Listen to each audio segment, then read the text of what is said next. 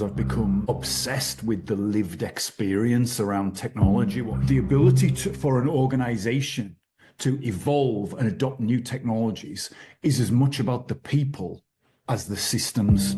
Like after 20 years of thinking technology first, people second, I'm having this change in my life to realize actually people lead, they decide, networks of people, that the human impact of technology, these things are so important to everything that's happening right now. I think we really need to zero in what does leadership actually mean. And I think that just having a vision without execution fundamentally is a delusion. One of the fundamental levers, financial levers of those systems is to replace our human capital. There's deep questions around how do we ensure these systems behave transparently? How do they behave in a controlled manner? We've all been augmented for a long time.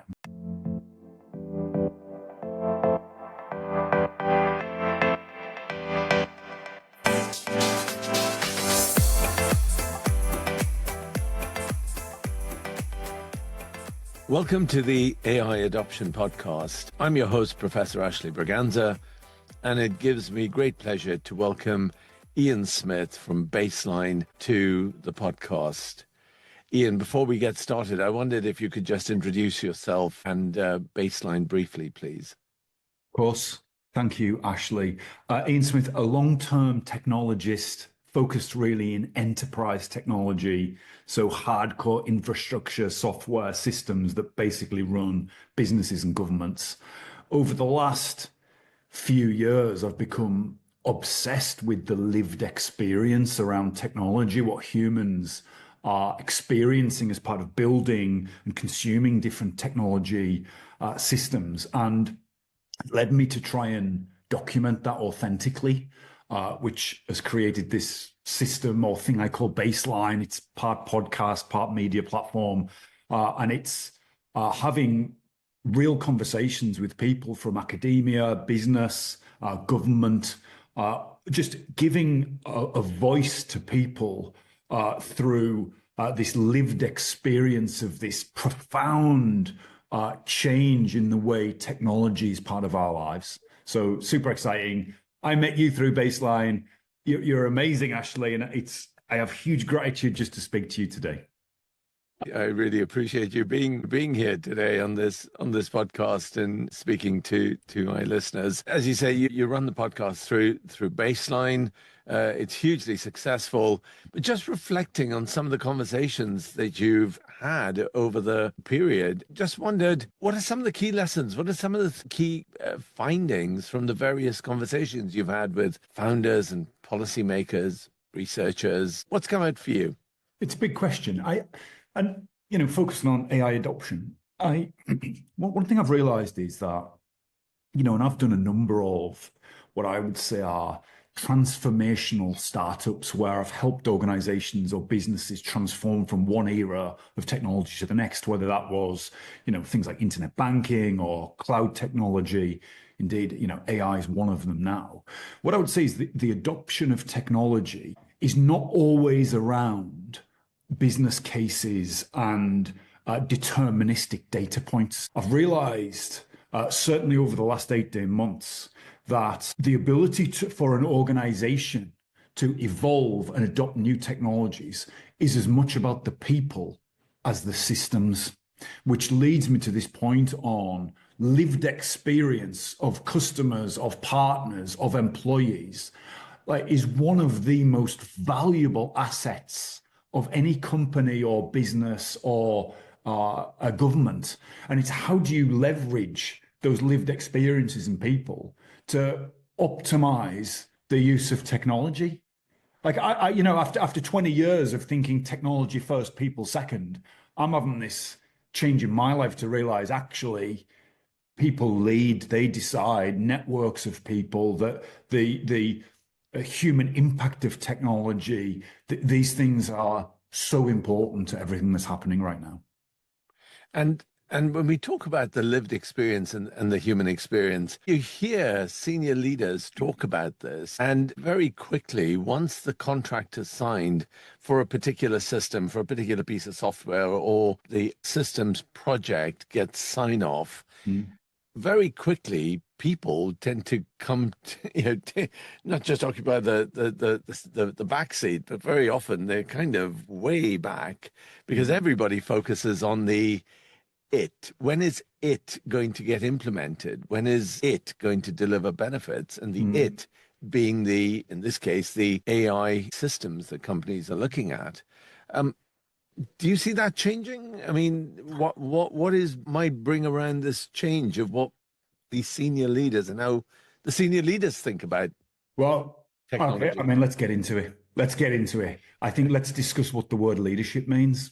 Yeah. If leadership is about some sort of individualistic progress within a system, whether that be financial progress, reputational progress, perception of status for that individual in what they would say is a leadership position, then of course, when they've done their job of creating an initiative or defining a future, articulating a vision, in many ways they're now hands off because they will say, well, my accountability for this concept of leadership is done. Whereas the reality is that I think leadership, certainly in today's high velocity world, it isn't about fire and forget. It's about a deep sense of accountability for a program from its beginning to its end. It's not just something that should be initiated within a phase of, well, I'm the C-level exec during this 24-month period. I initiated X, Y, and Z. But well, have you had a empathetic and personal accountability for the delivery of that technology or program? And when I look at data points to say 95% of AI projects are failing in enterprise, well, I think that maybe that's because quote unquote leadership see bringing AI in as a necessity for their own reputation. But are they actually seeing those programs through to functional business and human outcomes? Well, I mean, that's a much longer, more dedicated, more elongated accountability that's required. So, Ashley, my view on that is, I think we really need to zero in what does leadership actually mean. And I think that just having a vision without execution fundamentally is a delusion. But they'll say, if I push back a bit, they'll say, vision is important, execution, implementation is equally important, but sometimes that implementation may well impact the very people they're trying to bring along. And so, there is this tension then between, on the one hand, bringing people along against not necessarily giving those very people what they want, which perhaps might be job security or working in the way they've always done. I mean, no doubt. If you really analyze the phase in which we're entering, and this comes from 20 years of technology career for myself and 60 conversations in the last 12 months on this. There's no doubt that one of the key financial levers of what I would say are cognitive systems are, essentially systems that are built on this hype wave of the large language model, which fundamentally is a technology built to, I would say, replicate human language. One of the fundamental levers, financial levers of those systems is to replace human capital. And, whether that's agentic systems replacing, knowledge workers, whether it's agentic systems doing work on behalf of, functions within a business to replace teams. There's no doubt in my mind that the business case behind this technology is human displacement, which itself is progressive, but it's also problematic. And that's the paradox of creating digital humanity, I think, which from a leadership perspective, that's like a little bit like a hot potato, isn't it? Because yes, you want to be seen to, for shareholder management, improve profit margins, create growth, especially in extremely difficult global economic situation. You're looking for, bottom line growth and profit margin.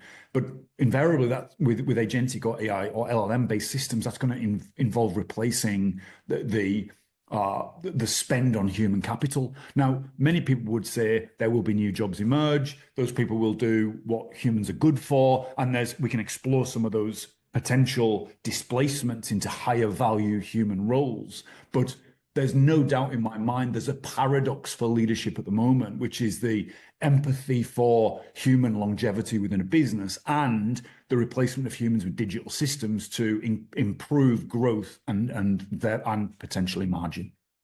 Yeah, because clearly, I mean, the paradox, that challenge, I think, is perhaps also holding a number of organizations back, because they very often, the leadership may well see that there is going to be this impact on people in the organization, and therefore may well be holding back because of the potential resistance to the changes that then need to be brought about.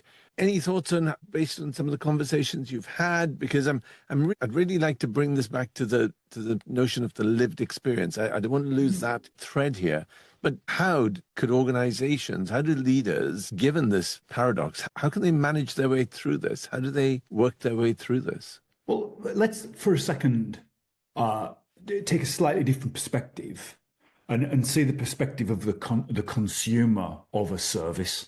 Okay. And I think that, if you think about it, the evolution of digital services, certainly in the last era of what I would say the software as a service era. So, I know this is, if we try and keep this around technology services that we consume, the SaaS era was essentially centralized organizations building digital solutions that could be, built once and sold to many. So you had the economics of scale, you had the idea that customers could benefit from specialized services. So we know huge organizations emerged. I always think Salesforce CRM is the absolute classic.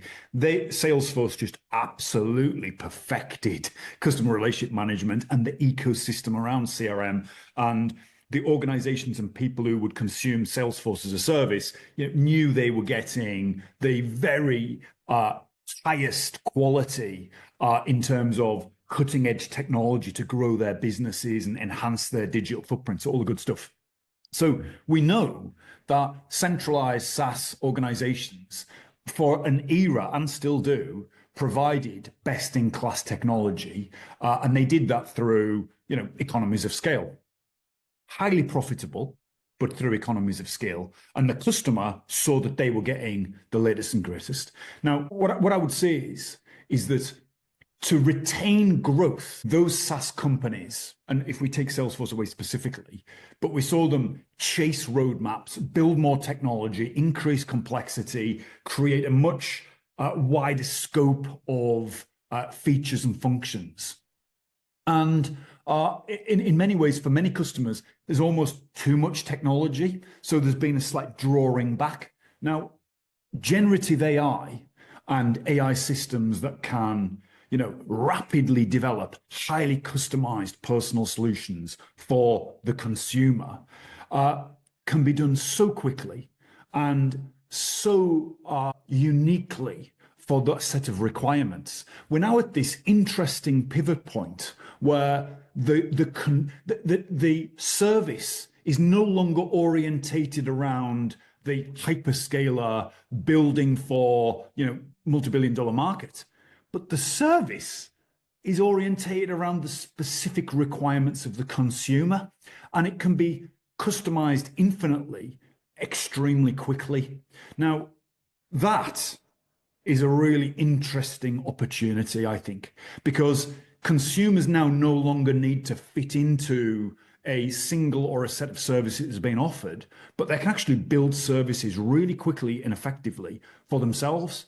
And I think that AI is going to open up a huge diversity of offerings because they can be built in such a customized way around what the consumer really wants.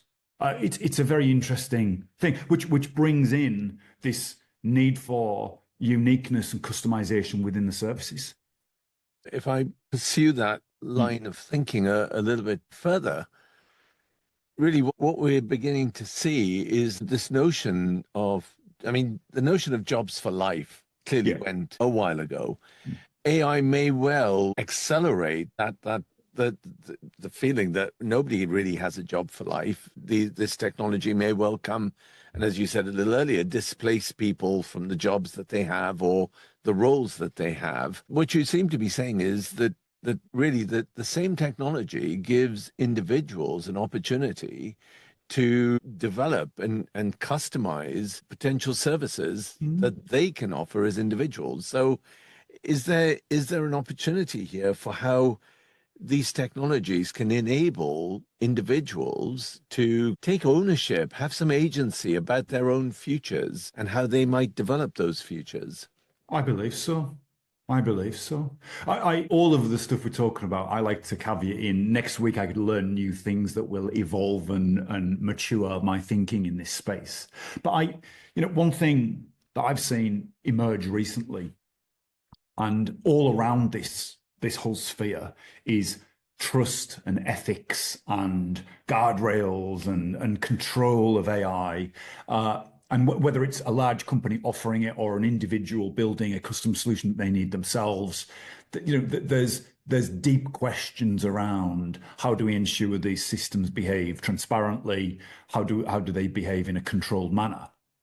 And, I know since 2012, Mark Benioff at Salesforce specifically talked about trust being a huge differentiator in customer choice on services. And Salesforce, again, we're coming back to Salesforce again, but they totally nailed trust. They delivered very transparent systems. They delivered on time. They delivered high quality product.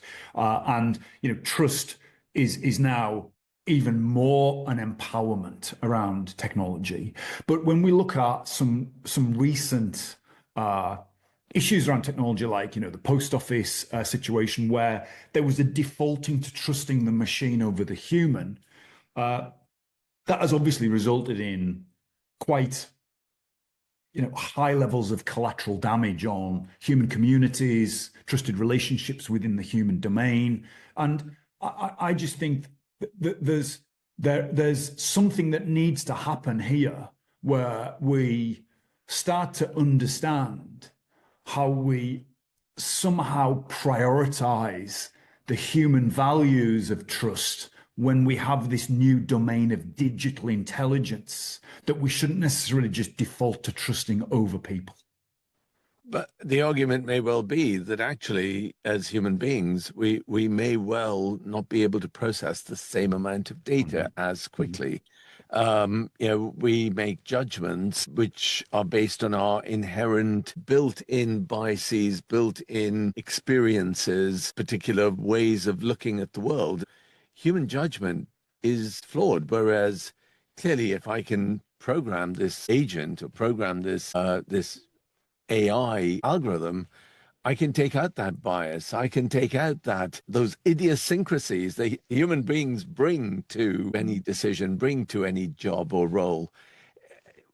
I mean, isn't that, I'm playing devil's advocate here, No, but no, I like it. isn't that I like it. isn't that what this is about? Is being able to say, no, we ought to be trusting machines over people. Well, I think that I think that there's an interesting point. Do we trust data over people? That like if you assume the machine has been built to process data objectively and transparently, then the question is, do you trust data over people? And that's a really difficult decision because I myself, I've lived a life where I always like to optimize physical space. I like to optimize decisions. I do research. I make data-driven decisions. I not try to optimize. If we have one model, like a one universal optimization model, and we apply this single universal optimization model to business process, to art, to structure, to road networks, like everything will become the same. Yeah. Other than, I suppose, if you added into that optimization algorithm, unique things occur within a specific domain or area. But the reality would be, if we all use the same LLM, the very nature of human diversity will be diluted. It won't necessarily be lost, but it'll be diluted. Now, if you think about the celebration of diversity, and I certainly, from my time at university, realized just the ability to openly, in a safe space, discuss ideas with people from very different backgrounds, different lives, different lived experiences, different traumas. Actually, that was amazing for me to cognitively progress and develop my own understanding of the world.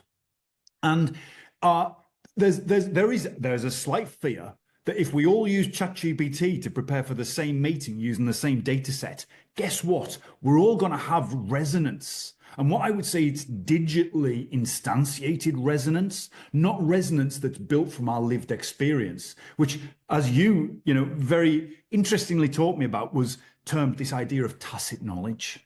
And I think that we need to somehow leverage these large language models to accelerate our value and grow, but we can't sacrifice our uniqueness and our lived experience just to try and conform to this universal optimization algorithm.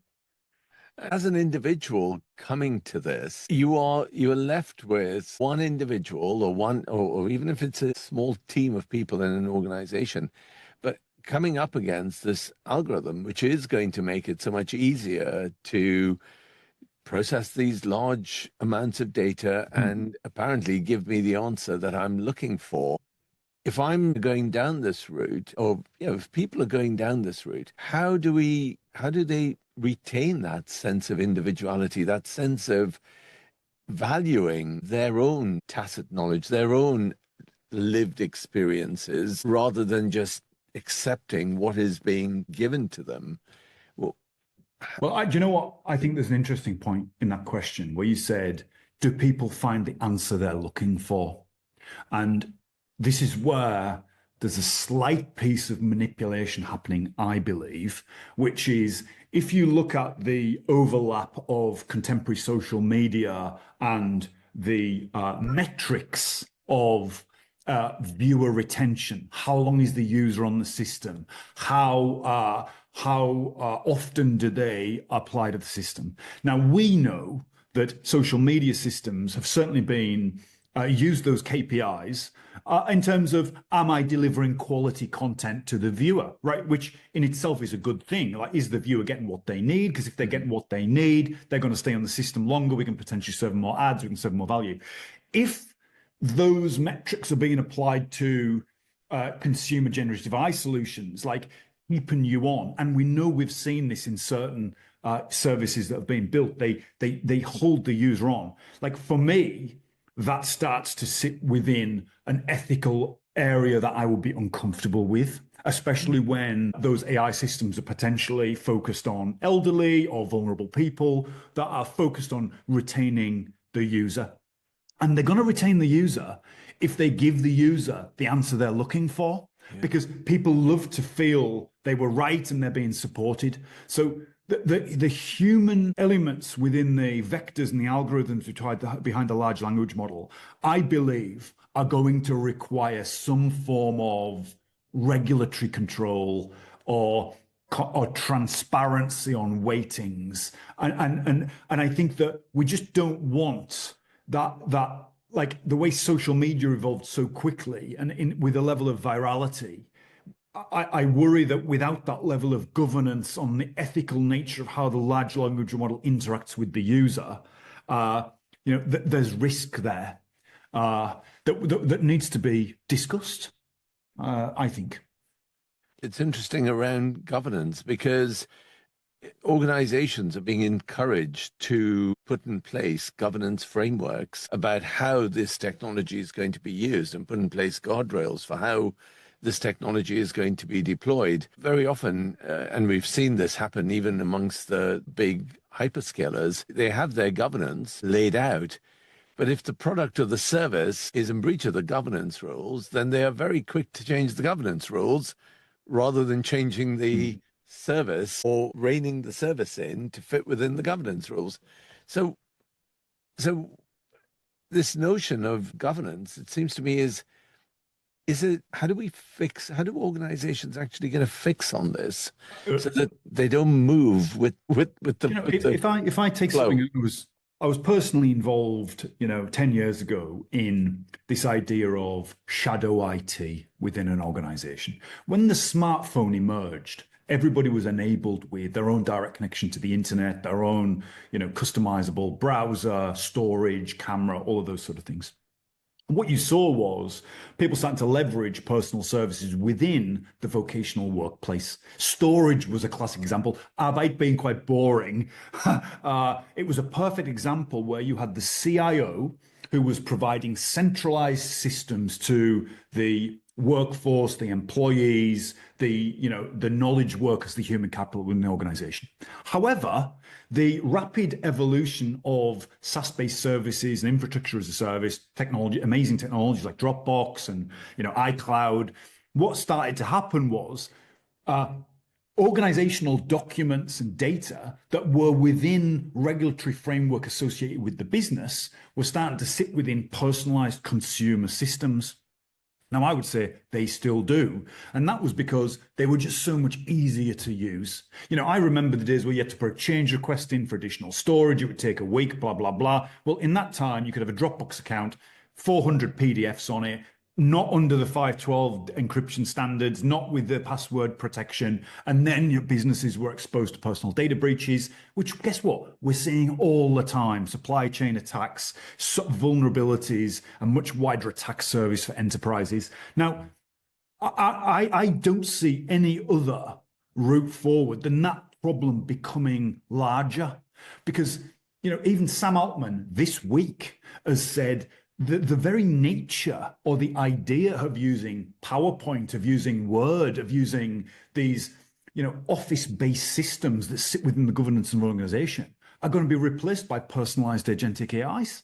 And personalized agentic AIs are going to start to communicate ideas. They're going to start building visual displays of the way we think about the future in our businesses. Now, as we sit here at the moment, which is an idea that I am struggling with, is that agentic AI really is, it's centralized around one user, an individual. It's certainly not at the organizational or team or business level. And that to me suggests we could be entering this much more significant era of shadow technology, which is actually just the priority way of consuming, services, which is, I think is, going to be a fascinating era and a complex era for cybersecurity and privacy and all of the things that we want to preserve. Increasingly, organizations have competed on knowledge. And the knowledge that they have has led them to develop capabilities to be able to do things better than, different from their competitors. But as this knowledge gets embedded into agents, how do businesses start to protect that knowledge? Because it's now embedded in agents, and those agents may well be distributed, or people outside the organization may well have access to those agents. How do they manage that? Firstly, let's what I would say is that I am hugely optimistic about this space. Hugely optimistic, because what we're doing is we're breaking down the barriers to access knowledge and information, and it's been done in a pretty ugly way in some ways. And, many people I talk to have concerns over, intellectual property rights, the way that these original large language models were trained on the internet. And, that's a very complex legal area. And as I understand, there are huge fines being paid, but documents signed, and we're kind of moving forward from this like gritty, messy startup phase, right? So there's a whole retrospective on should we even be at this point. That's a very difficult question to answer, but we are here, and it seems to be getting sorted, and we're certainly moving forwards. So when we think about knowledge, it's good that everybody's getting access to knowledge. I myself would never have been able to create films, use editing software. Like I'm a technologist, and I've managed to have ChatGPT and other generative AI technologies support me in rapidly evolving my skills and abilities, which I have huge gratitude for. I didn't study filmmaking or editing. You can probably see that from watching my content, but the technologies have enabled me to be, superhuman compared to the pre-unaugmented person that I was, which is so exciting for me, and it accesses new things, and that's brilliant, right? However, when you look at organizational and capturing of knowledge, and then branding of the way that knowledge is delivered, and then the profitability of that knowledge being delivered as a service, well, maybe that business model is going to evolve quite rapidly over the coming years. Because I think that many people have cited the death of the brand. Mm-hmm. I'm unsure it's as black and white as that. But the trust in a brand is extremely powerful. But do you need trust in a brand when you can generate something in real time yourself? That's kind of the question. I mean, 3D printing is a good example. Like if 3D printing is almost like a physical instantiation of instantly synthesizing something that you need. Would you trust a branded spatula for flipping your scrambled eggs over and pay a premium because of that branded spatula? Or would you think, I need a spatula of this dimension, this size? I log onto a marketplace, I download it and print the spatula myself. And can I turn my eggs over? Yes. Did I need to invest trust in a brand to buy a spatula? No. It's a functional item that I can generate myself with my own personalized synthesizing device. Well, if we think about knowledge being the spatula, do you need to invest in a greater amount to buy branded knowledge? Maybe not, when you can synthesize it yourself with a universally open large language model. It's a really interesting time to be alive, and I find it phenomenally exciting. Same time. We've talked about, we've had this AI technology, whether it's Gen AI, agentic AI, increasingly robotic AI, is developing. I just wonder, as these technologies start to emerge, it seems as though individuals, people, are becoming, you used the phrase a little earlier, augmented by the technology, but also becoming quite insular and isolated. And I just wonder, when individuals are, as this technology proceeds, what can people do to remain connected, to remain human, to make sure that lived experience, and back to where we started almost with this notion of lived experience, that this lived experience remains valued even as these technologies begin to really get a grip of where we live, where we work, how we work. How do we retain that sense of humanity? Yeah, Just a small question, Ian. These are big questions. I mean, firstly, I was just reflecting there on what a cold day is, and I've been, when I go outside, I put a big coat on. We've all been augmented for a long time. When we walked out of the cave into a inhospitable environment and realized, we needed to add layers, add augmentation to our physical and mental beings, right? So this isn't a new thing. This is just another thing, but it's being delivered in such a human form factor, which terrifies many. It terrifies many. In terms of retaining human connection, for me personally, and I've been using these tools, and remember, my experience with AI goes all the way back to early Hadoop frameworks. When Facebook started building globalized data systems to be able to service billions of users globally distributed. So like AI, we know was coined in the 50s, in the 60s. Like it's a big exciting thing because of the boom and potentially bust around the large language model, but this is not a new thing. And human augmentation has happened since we, banged a flint and a steel together, or flint and iron together, and created fire. So this is just an evolution. For me, the ability to work in isolation at a very high rate and do things I've never been able to do before and access information and knowledge is like extremely enabling, and I enjoy it.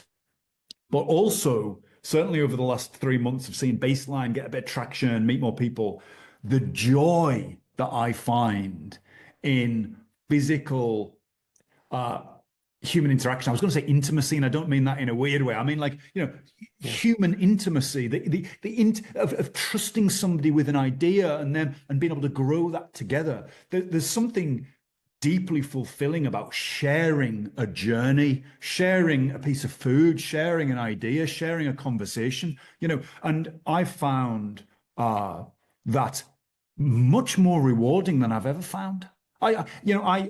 Actually, I quoted you on a panel I was at AbilityNet recently, and we were talking about the value in humanity and connection, and it was a live event. There was lots of people, lots of diversity. It was really exciting, and there was a ripple of applause.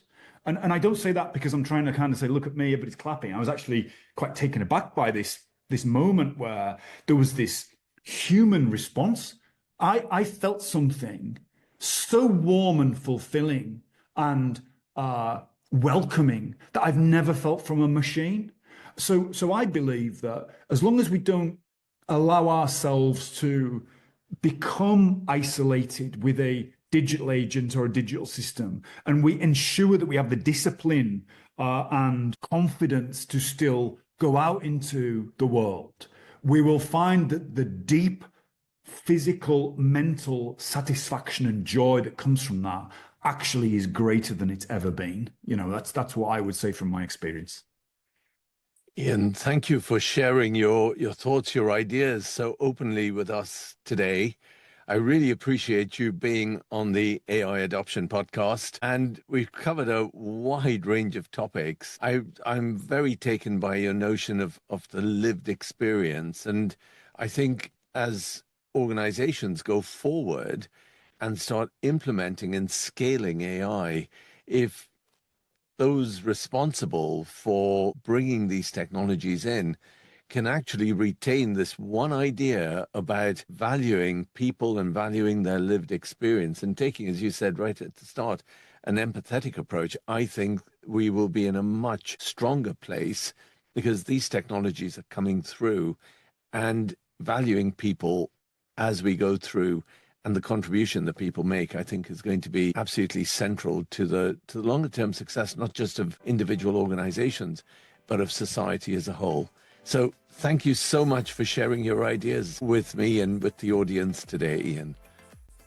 Thank you, Ashley. It's always a joy to speak to you, and I feel deep gratitude to know you and be part of your amazing podcast.